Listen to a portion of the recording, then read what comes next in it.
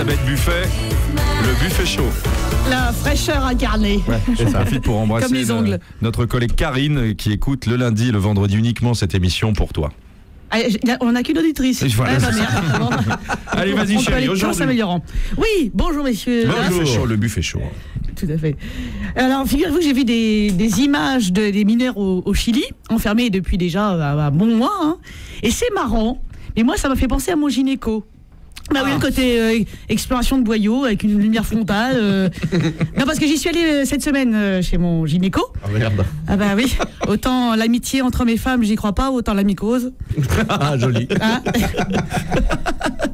Il s'appelle le docteur Moulard. Oui, c'est bien fait, oui. Putain, c'est marrant, la nature est bien faite. Oui, il a un nom qui lui va comme un gant en latex.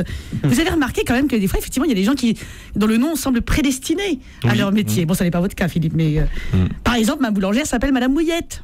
Oui, Mouillette. Bon, elle aurait pu être aussi actrice de films porno, mais bon. Alors, comment choisit-on d'être gynécologue? Je ne sais pas, le goût de la spéléo, la passion du labyrinthe, l'amour de la fouille, ou avoir raté son BTS plomberie, je ne sais pas. En tout cas, il ne faut pas être claustro, ça c'est sûr. Moi, en tout cas, j'aime pas aller chez gynéco. Ah, j'aime pas, parce que je suis pas toujours super fraîche, pour le coup. On parle de fraîcheur. Qui te bassine, Pascal? Une fois j'y suis allée, le docteur Moulard a cru qu'il y avait une grève des poubelles. C'est terrible. Surtout que je sens aussi des pieds, bien souvent.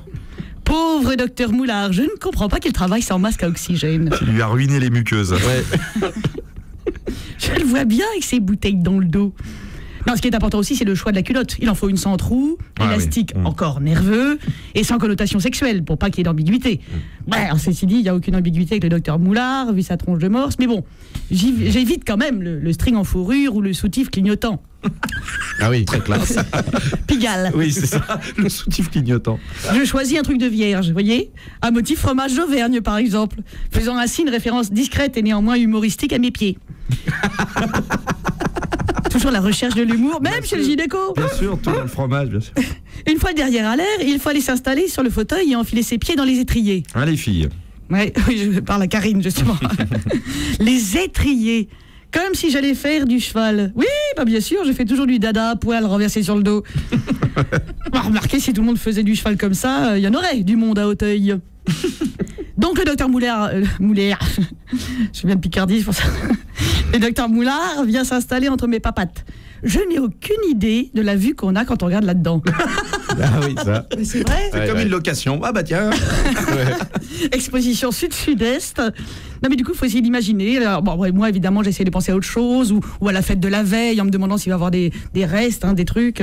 C'est quoi, du sable? Enfin bon, je suis là avec un spéculum dans le tronc-fignon.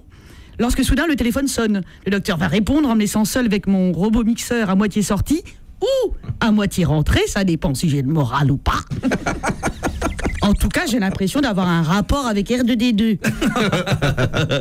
C'est comme chez le dentiste, quand il me laisse la bouche ouverte pendant qu'il papote, et que je bave. Ah, c'en est honteux. Je me battrai. Chez le gynéco, je ne bave pas.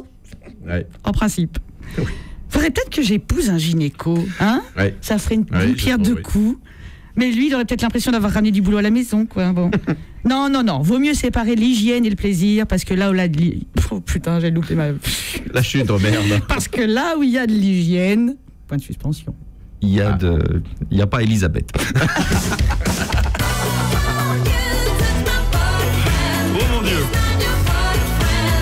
Merci Philippe.